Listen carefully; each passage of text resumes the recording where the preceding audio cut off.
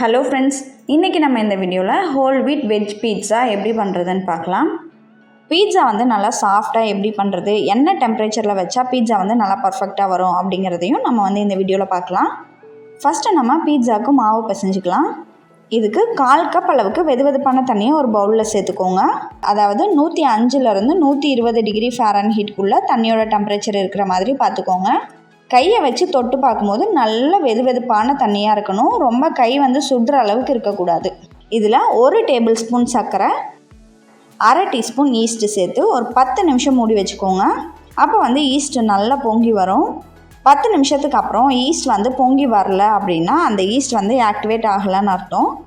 அதை நம்ம யூஸ் பண்ணக்கூடாது. அதை யூஸ் பண்ணி நம்ம மாவு பிசைஞ்சோம் அப்படின்னா நமக்கு பீட்ஸா சாஃப்டாக வராது.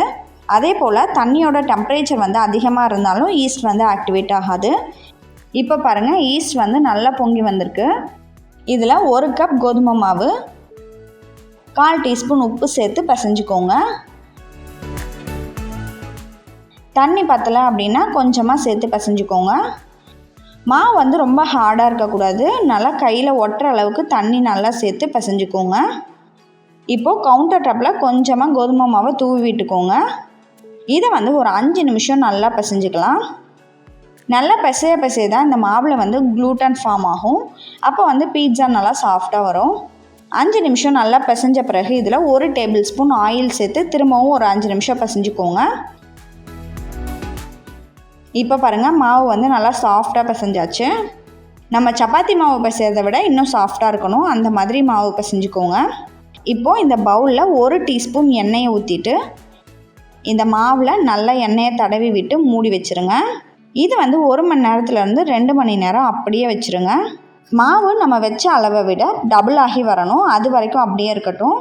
கிளைமேட் ரொம்ப கூலிங்காக இருந்தது அப்படின்னா டபுள் ஆகி வரத்துக்கு அதிகமான டைம் எடுக்கும். ஹாட்டாக இருந்தது அப்படின்னா 1 ஹவரில் டபுள் ஆகிடும். ஸோ 1 மணி நேரத்துக்கு அப்புறமேட்டு செக் பண்ணிக்கோங்க மாவு டபுள் ஆகிடுச்சா இல்லையா அப்படின்றத. இப்போ பாருங்கள், மாவு நல்லா டபுள் ஆகிடுச்சு. இப்போ கவுண்டர் டாப்பில் கொஞ்சமாக கோதுமை மாவை தூவி விட்டு இதை நல்லா ரவுண்டாக தேய்ச்சி எடுத்துக்கோங்க. பேக்கிங் ட்ரேயில் கொஞ்சமாக எண்ணெய் அப்ளை பண்ணிவிட்டு கொஞ்சமாக கோதுமை மாவை டஸ்ட் பண்ணிக்கோங்க. அப்போ பீட்ஸா ட்ரேயில் ஒட்டாமல் ஈஸியாக வரும்.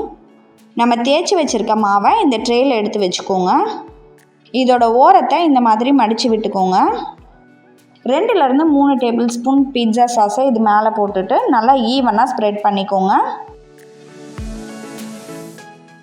ஒரு ஃபோக்கை வச்சு இந்த மாதிரி குத்தி விட்டுக்கோங்க. இந்த மாதிரி பண்ணலை அப்படின்னா நமக்கு பீட்ஸா சென்டரில் மட்டும் நல்லா உப்பி வந்துடும். ஸோ கண்டிப்பாக இந்த மாதிரி ஃபோக்கை வச்சு குத்தி விட்டுக்கோங்க. இப்போது இதோட ஓரத்தில் நம்ம பால் அப்ளை பண்ணிக்கலாம். அப்போ நமக்கு ஓரம் ரொம்ப காயாமல் இருக்கும். இப்போது நம்மளோட அவனை 230லேருந்து 250 டிகிரி செல்சியஸ்க்கு 10 நிமிஷம் ப்ரீ ஹீட் பண்ணிக்கலாம். என்னோடய அவனில் பார்த்தீங்க அப்படின்னா 230 டிகிரி செல்சியஸ் தான் ஹையஸ்ட் டெம்பரேச்சர். அதனால் நான் 230 டிகிரி செல்சியஸில் 10 நிமிஷம் ப்ரீ ஹீட் பண்ணியிருக்கேன். அவன் ப்ரீ ஹீட் ஆன பிறகு நம்ம ரெடி பண்ணி வச்சுருக்க பீட்ஸா பேஸை இதோட மிடில் ரேக்கில் வச்சு top and bottom heating rod ரெண்டுமே ஆனில் இருக்கிற மாதிரி செட் பண்ணிக்கோங்க. இதை நம்ம 5லேருந்து 7 நிமிஷம் குக் பண்ணிக்கலாம். பீட்ஸா பேஸோட திக்னஸை பொறுத்து நீங்கள் டைமிங் வச்சுக்கோங்க. ரொம்ப மெலிசாக பேஸ் பண்ணியிருந்தீங்க அப்படின்னா ஒரு 5 மினிட்ஸ் வச்சா போதும். கொஞ்சம் அதிகமான திக்னஸ் இருக்குது அப்படின்னா ஒரு 7 மினிட்ஸ் வச்சு குக் பண்ணிக்கோங்க. இப்போது இதுக்கு மேலே நம்ம சீஸை ஆட் பண்ணிக்கலாம். நான் 50 கிராம் அளவுக்கு மொசரல்லா சீஸும் 50 கிராம் அளவுக்கு செடார் சீஸும் சேர்த்துருக்கேன். இந்த 2 சீஸும் மிக்ஸ் பண்ணி சேர்க்கும் போது நமக்கு பீட்ஸாவோட டேஸ்ட் ரொம்பவே சூப்பராக இருக்கும். நீங்களும் ட்ரை பண்ணி பாருங்கள். இப்போது இதுக்கு மேலே நமக்கு பிடிச்ச வெஜிடபிள்ஸை சேர்த்துடலாம். நான் க்ரீன் கேப்சிகம் கொஞ்சம், ரெட் கேப்சிகம், அப்புறம் எல்லோ கேப்சிகம் 3 ஆட் பண்ணியிருக்கேன். அப்புறமா உங்கள்கிட்ட ஆலிவ்ஸ் இருந்தது அப்படின்னா அதையும் அங்கங்கே வச்சுக்கோங்க. கொஞ்சமாக ஸ்வீட்கான வேக வச்சு எடுத்திருக்கேன், அதையும் இது மேலே வச்சிடலாம்.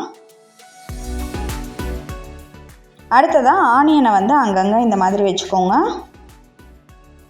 டொமேட்டோ இருந்தது அப்படின்னா அதையும் இந்த மாதிரி க்யூபாக கட் பண்ணி சேர்த்துக்கோங்க. இப்போது இதுக்கு மேலே நம்ம கொஞ்சமாக சில்லி ஃப்ளேக்ஸும் பீட்ஸா சீசனிங்கும் சேர்த்துடலாம். இப்போது இதை நம்ம திரும்பவும் அவனில் வச்சு பேக் பண்ணணும். இப்போ பேக் பண்ணும்போது நம்ம மிடில் ரேக்கில் வைக்கக்கூடாது, டாப் ரேக்கில் வைக்கணும். டாப் ரேக்கில் வச்சுட்டு இதோட டெம்பரேச்சர் அதே 230 டிகிரி செல்சியஸில் டாப் ஹீட்டிங் ராட் மட்டும் ஆனில் வச்சுட்டு இதை நம்ம ஒரு 7 நிமிஷம் பேக் பண்ணிக்கலாம். இப்போ பாருங்கள், இதை வந்து நம்ம 7 மினிட்ஸ் பேக் பண்ணி எடுத்தாச்சு. நம்மளோட பீட்சா பாருங்கள் நல்லா சாஃப்டாக சூப்பராக ரெடி ஆகிடுச்சு. இதை வந்து நம்ம இப்போது கட் பண்ணிக்கலாம். இந்த ஹோல் வீட் பீட்சாவை நீங்களும் உங்கள் வீட்டில் ட்ரை பண்ணி பார்த்துட்டு உங்களோட ஃபீட்பேக்கை கமெண்ட்டில் சொல்லுங்கள். நன்றி.